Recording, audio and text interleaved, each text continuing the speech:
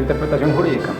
Principalmente vamos a hablar del concepto de interpretación. El concepto de interpretación es básica y sencillamente qué significa algo, darle un significado a algo, texto, imagen, etc.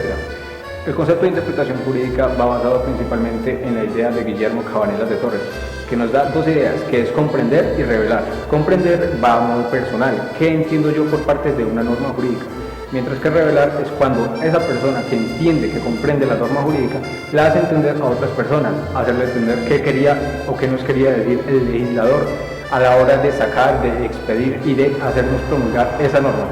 Viéndolo etimológicamente del latín interpretari, que significa dar un significado a algo, o como nos lo define el diccionario de la lengua española, que es generalmente dar un significado a algo, hacer entender qué o darnos a conocer qué.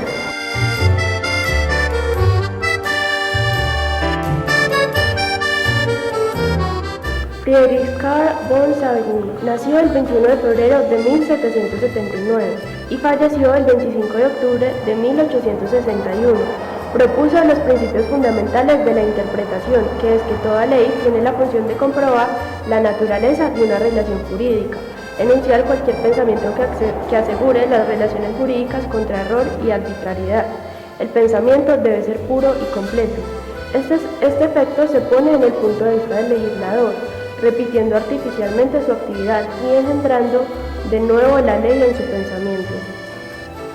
Por lo tanto, la interpretación es la reconstrucción del pensamiento incito, es decir, el pensamiento propio de la ley, obteniendo una interpretación segura y completa del contenido de la misma. Para interpretar las leyes se deben tener en cuenta cuatro elementos principales. El primero es un elemento gramatical, el segundo es un elemento lógico, el tercero es un elemento histórico y el cuarto es un elemento sistemático, para comprender la ley cooperando para una interpretación exitosa. Las propuestas de Savigny son importantes desde primero una perspectiva histórico-práctica y segundo una perspectiva analítico-conceptual, es decir, que sean profundas y elaboradas.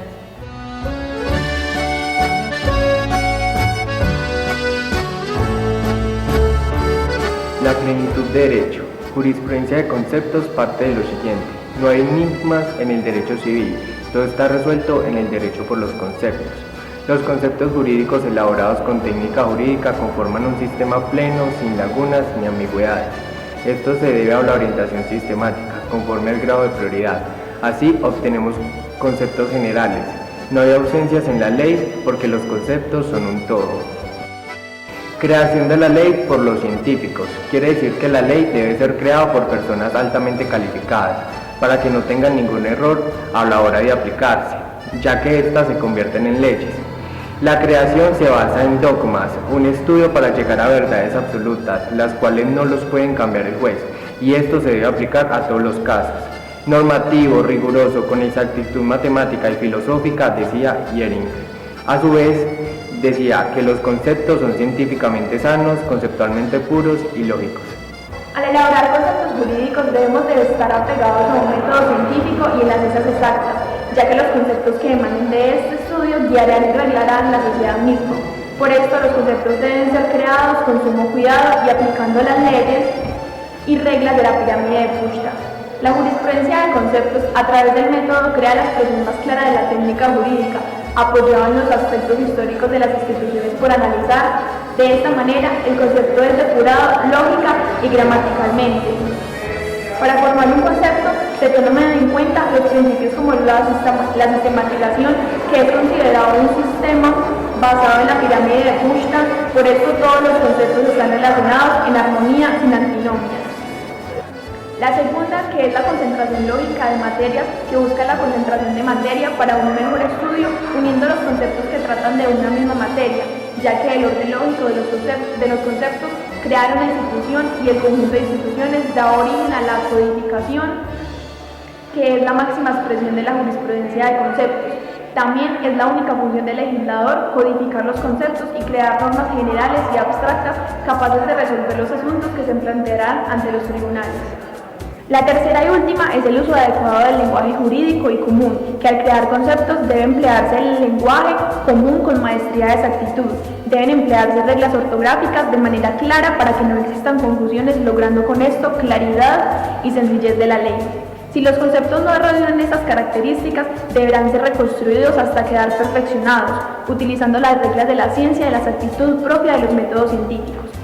El juez es un simple mecánico del derecho.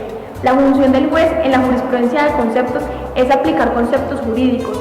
Estos no cambian y tienen el deber de interpretar ni de formular nuevas normas, solamente aplicar. El problema es que en muchos casos y ámbitos las reglas metodológicas de esta escuela no funcionan.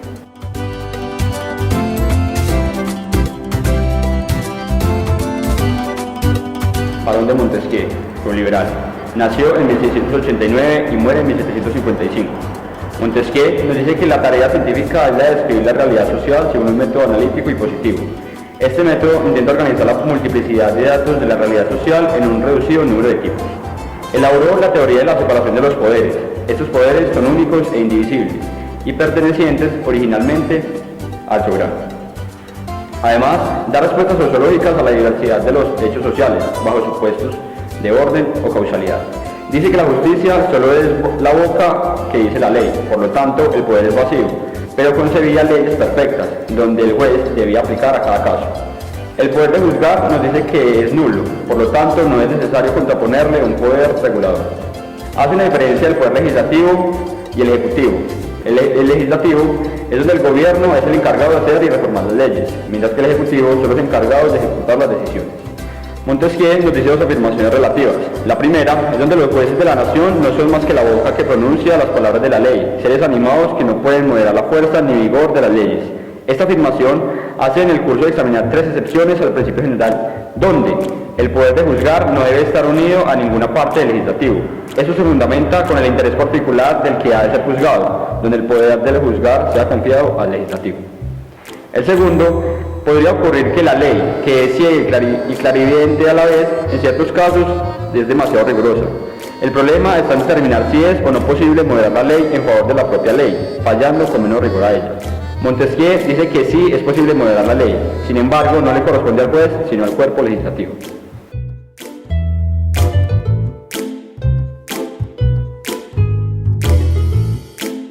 Hans Kelsen fue un jurista y filósofo austriaco de origen judío, que planteó las tesis centrales de la teoría de la interpretación, mencionando a cuatro sujetos. El primero, el abogado, quien es el encargado de realizar los alegatos persuasivos en cualquier proceso judicial. El segundo es el legislador, quien es el encargado de crear normas auténticas generales. El tercero es el juez, quien interpreta el derecho para aplicarlo a sus casos generando interpretaciones auténticas individuales. Y el cuarto son los científicos del derecho, que son los encargados de atribuir posibles significados a las normas. Basado en esto, Kelsen diferencia la interpretación auténtica de la no auténtica, definiendo la interpretación auténtica como aquella que es llevada a cabo únicamente por el legislador y los jueces, y la no auténtica es la que no está autorizada por el derecho, y es la que es realizada por los ciudadanos, por los abogados y por los científicos del derecho. Kelsen afirma que hay una única interpretación que es válida en el derecho, y es la interpretación auténtica. Y afirma que una norma jurídica que es interpretada auténticamente debe ser de obligatorio cumplimiento. También hay que saber que en la creación de derecho presupone la autorización de una norma superior y por ende necesita de interpretación y de la aplicación de la norma superior que autorizó su creación. De la tesis anterior, Kelsen hace una crítica en la jurisprudencia tradicional y afirma que sí es posible hacer un derecho que sea con un único significado y que sea verdadero. También afirma que la interpretación en el ámbito del derecho es necesaria porque hay unos vacíos o unas indeterminaciones, y son tres. La primera es la relativa, cuando no se sabe quién debe actuar en el derecho. La segunda es la determinada, cuando el que necesita decir la norma amplía la definición de la norma para el que la va a aplicar tenga diferentes definiciones o tenga amplitud en aplicar la norma.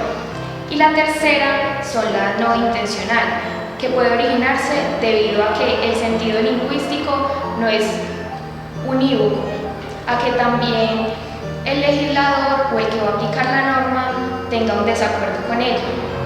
Y también cuando dos normas válidas se contradicen parcial o en un